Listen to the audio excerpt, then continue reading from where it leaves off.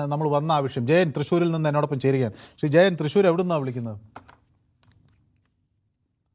ജയൻ കേൾക്കാമോ? പുതുക്കാട് തൃശ്ശൂർ. പുതുക്കാട്. ഓക്കെ, ഞാൻ വിളിക്കാറുണ്ട്. എനിക്ക് മനസ്സിലായി. ഞാൻ പക്ഷെ സ്ഥലം മറന്നുപോയി. അതാണ് ജയൻ എന്ന് പറഞ്ഞപ്പോൾ 2-3 ആളുകൾ വിളിക്കാറുണ്ടല്ലോ, അപ്പൊ ഞാൻ അതുകൊണ്ട് മെയിൻ ഇന്നത്തെ വിഷയം കല്യാണമാണ് അല്ലേ? കല്യാണമല്ല, വിവാഹം അല്ല. ഞാൻ നമ്മുടെ ഈ ഉദ്ഘാടന ചടങ്ങിലുണ്ടായ അടിയാണ് പ്രധാന വിഷയമായ. അല്ല, വിവാഹത്തിനെ കുറിച്ച് സംസാരിക്കണ്ടായിരുന്നല്ലോ. കേരളത്തിലേക്ക് ടൂറിസം വിവാഹം വരും. മനു പറയുന്ന വിവാഹം ടൂറിസം ആക്കാം. ഹിന്ദു ക്ഷേത്രങ്ങളിൽ ആർക്ക് വേണമെങ്കിലും ശരി വിവാഹം കഴിപ്പിക്കാം. മനുഷ്യരല്ലേ, അവർ കല്യാണം കഴിക്കട്ടെ, സുഖമായി ജീവിക്കട്ടെ. അവര് കല്യാണം കഴിച്ചോട്ടെ. അതിനെന്തിനാന്നല്ലേ നിങ്ങൾ ഈ ക്ഷേത്രത്തിനെ ബന്ധപ്പെടുത്തുന്നത്? ഒരു ക്ഷേത്രത്തിന്റെ വാതിലിൽ അവിടെ നിന്നിട്ട് ഒരു മുസ്ലിം പയ്യൻ ഒരു ഇതിൽ പങ്കെടുത്ത ഒരു ഹിന്ദു സ്ത്രീ പെൺകുട്ടീനെ വിവാഹം കഴിക്കുന്നുണ്ട്. വാർത്ത കൊടുക്കേണ്ട കാര്യം എന്തത്രയ്ക്ക്? ഇതിനെന്തത്ര പ്രാധാന്യമുള്ളത്? അല്ല, അവര് ഒരു വലിയ താരമായിരുന്നല്ലോ നമ്മുടെ സമൂഹ മാധ്യമങ്ങളിലൊക്കെ. എവിടെ? കുംഭമേളയിൽ ഇത് വിറ്റൊരു സാധാരണ ഒരു പെൺകുട്ടി. നിങ്ങൾ ഗണേഷ് കുമാറിന്റെ ഭാര്യയുടെ വിഷയം ഇത്ര ചർച്ച ചെയ്തില്ലല്ലോ ഇന്നലെ. ആണോ? ഗണേഷ് കുമാറിന്റെ ഭാര്യക്ക് എന്ത് ഇതാ കൊടുത്തത് ഇന്നലെ മിഞ്ഞാന്ന് ഇത് കൊടുത്തിട്ട്? ഏത് മാപ്പ് പറഞ്ഞ അവസാനിപ്പിച്ചു അല്ലേ? മാപ്പ് പറഞ്ഞത് അവരവസാനിപ്പിക്കില്ലേ, നമ്മൾ എന്ത് ചെയ്യാൻ കഴിയും? അതാ പറഞ്ഞത്. നിങ്ങൾ ഈ ആവശ്യമില്ല, എന്റെ പൊന്നു സാർ, ഈ ആവശ്യമില്ലാത്ത വിഷയങ്ങൾ എടുത്തിട്ട് എന്തിനാണ് ജനങ്ങളെ പൊട്ടന്മാരാക്കണത്? വേറെ എത്രയോ വിഷയങ്ങളുണ്ട് സംസാരിക്കാൻ. അല്ല, ഞാൻ ഇപ്പൊ ഈ സംഭവം അവിടെ നിന്ന് ഒരു വാർത്ത കിട്ടിയത് കൊണ്ട് ആ വിവരം ജനങ്ങളെ അറിയിച്ചേ ഉള്ളൂ. അതിനപ്പുറത്തേക്ക് ഞാനിത് അതല്ല, ഈ വാർത്ത അറിയിക്കുന്നതിന് വേറൊരു ഇതുണ്ട്. എന്താണെന്നറിയോ? മാർക്സിസ്റ്റ് പാർട്ടിയുടെ നേതാക്കന്മാരെല്ലാത്തും ക്ഷേത്രത്തിലേക്ക്. അല്ല, മാർക്സിസ്റ്റ് പാർട്ടി BJP എന്നൊക്കെ ഉണ്ടോ? അമ്പലത്തിൽ പോകുന്ന ആൾ പ്രാർത്ഥിക്കാൻ പോകുന്നു. മംഗളകരമായ ഒരു പറഞ്ഞെന്താ പറഞ്ഞത്? ഇടതുപക്ഷ നേതാക്കളെല്ലാം ഈ വിവാഹത്തിൽ പങ്കുചേരുന്ന പറഞ്ഞത്. ഇടതുപക്ഷ നേതാക്കൾ പോകണ്ടാവും. അതിനിപ്പോ നമ്മൾ കല്യാണത്തിന് പോണവരെ എനിക്ക് തടയാൻ കഴിയും. ഞാൻ എന്ത് ചെയ്യാൻ? ഇന്നലെ ഒരു ഇടതുപക്ഷ നേതാക്കന്മാരും ഈ ഗണേഷ് കുമാറിന്റെ വിഷയത്തിൽ പങ്കെടുത്തോ? പറഞ്ഞോ?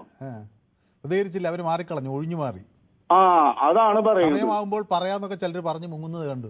എന്ത് പറയാനാണ്? ഇത്തരം കാര്യങ്ങളൊക്കെ വരുമ്പോൾ എന്ത് പറയാൻ കഴിയും? അത് എന്തെങ്കിലും പറയാൻ പറ്റണ്ടേ? നമുക്ക് നാടിനെ കുറിച്ചിട്ട്, നല്ല വികസനത്തെ കുറിച്ചിട്ട് നല്ലത് സംസാരിക്കാം. മൊണാലിസ് ഇവിടെ വന്ന് വിവാഹം കഴിച്ചാലും നമ്മളെ ജനങ്ങളെ ബാധിക്കുന്നൊന്നല്ല. ജനങ്ങളെ ബാധിക്കുന്ന ഒരു വിഷയമല്ല. ഞാനത് ആളുകൾ വലിയ താല്പര്യമുള്ളതുകൊണ്ടാണല്ലോ സമൂഹ മാധ്യമങ്ങളിൽ. ആർക്ക് താല്പര്യം? വെറുതെ ഇനി 5 മണിക്ക് ഞാൻ അത് കാണിച്ചോളാം. അവര് വിവാഹത്തിന് ആ ക്ഷേത്ര നട തുറക്കും, അവിടുത്തെ പൂജാരി വരും, താലി കെട്ടി, ഗോവിന്ദ മാഷ് വന്നു, പിന്നെ VD സതീശനെയും വിളിച്ചോളാം. ലൈനിൽ കിട്ടുന്നുണ്ട് ചാ. അവര് കൂടി റേഞ്ച് പോട്ടെ, ഈക്വലായിട്ട് കൊടുക്ക എല്ലാ പാർട്ടിക്കാർക്ക്. പിന്നെ ഇവര് കൂടിയും വിളിച്ചോളാം, മറ്റേ രാജീവ് ചന്ദ്രശേഖരനെ, എല്ലാവരും കൂടി കിട്ടട്ടെ. പറ്റിച്ച കുഞ്ഞാലിക്കുട്ടീനെ ശരി, എല്ലാവരും കൂടി ഒരുമിച്ച് വിവാഹത്തിൽ പങ്കെടുക്കട്ടെ. എല്ലാവിധ വിവാഹ മംഗളാശംസകളും. ശരി ശരി, ഓക്കെ. ജയനത് തീരെ ഇഷ്ടപ്പെട്ടില്ലെന്നാണ് ഞാൻ വിവാഹത്തിൻ്റെ വാർത്ത കൊടുത്തത്. ഞാനൊരു ആളുകൾ കല്യാണം കഴിക്കുന്നതിനോട് നമ്മൾ എതിർക്കേണ്ട കാര്യമില്ലല്ലോ, അത്രേ വിചാരിച്ചുള്ളൂ. ശരി, ഏതായാലും വളരെ നന്ദി ജയൻ.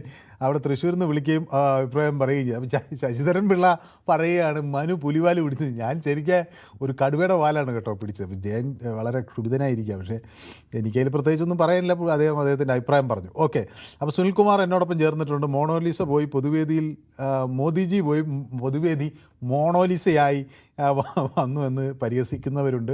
അപ്പോൾ നമ്മൾ പ്രധാനപ്പെട്ട ഒരു വിഷയം ചർച്ച ചെയ്യാൻ ആണ് എടുത്തത്. അപ്പോൾ both should respect each others religion and then there is no problem എന്ന് പറയുന്നു. വിഴിഞ്ഞത്ത് കൊടുത്താൽ കൊച്ചിയിൽ കിട്ടും, അങ്ങനെയുള്ള പരിഹാസങ്ങളും വരുന്നുണ്ട്. അപ്പോൾ സന്തോഷ് വെള്ളരിക്കുണ്ടിൽ നിന്ന് എന്നോടൊപ്പം ചേരുന്നു. ശ്രീ സന്തോഷ്, ഈ സർക്കാരും പ്രധാനമന്ത്രിയും തമ്മിലൊരു തർക്കം വരികയാണ്. സന്തോഷ് ആരുടെ പക്ഷത്താണ്? ഞാൻ ഈ കാര്യത്തിൽ പൊതുമരാമത്ത് മന്ത്രിയുടെ കൂടെയാണ്. കാരണം ഒരു പ്രധാനമന്ത്രി ഒരു സംസ്ഥാനത്ത് വന്നിട്ട് ഒരു മന്ത്രിനെ മാത്രം അവഹേളിച്ചത് കേരളത്തോട് മൊത്തം ചെയ്ത അവഹേളനമാണെന്നാണ് എനിക്ക് തോന്നുന്നത്. മുഖ്യമന്ത്രിയെ വിളിച്ച എല്ലാ മന്ത്രിമാരെയും വിളിച്ചതിന് തുല്യമാണെന്നാണ് അവർ പറയുന്നത്. അങ്ങനെയുണ്ടോ? അല്ല, അതങ്ങനെയല്ല. ഒരു മന്ത്രി റിയാസിനെ മാത്രം, അത് വർഗീയതയാണ്, 100% വർഗീയതയാണ്. അപ്പൊ അത് പാടില്ല. ഇത്രയും നല്ല കഴിവുള്ള ഒരു ചെറുപ്പക്കാരനായ മന്ത്രി, പൊതുമരാമത്ത് മന്ത്രി, നമ്മുടെ ഇന്ത്യയിൽ തന്നെ ഒരു മാതൃകയാണ്. കാരണം നാം കാണുന്ന ഇപ്പോഴത്തെ കേരളം, കേന്ദ്രം കൊടുത്ത പണം ഉണ്ടാവും, കേരളത്തിന്റെ പണവും ഉണ്ടാവും. പക്ഷെ ഇത് നല്ല രീതിയിൽ നടപ്പിലാക്കിയ ഒരു കൂടുതൽ വാർത്തകൾക്ക് news 18 Keralam YouTube channel subscribe ചെയ്യുക.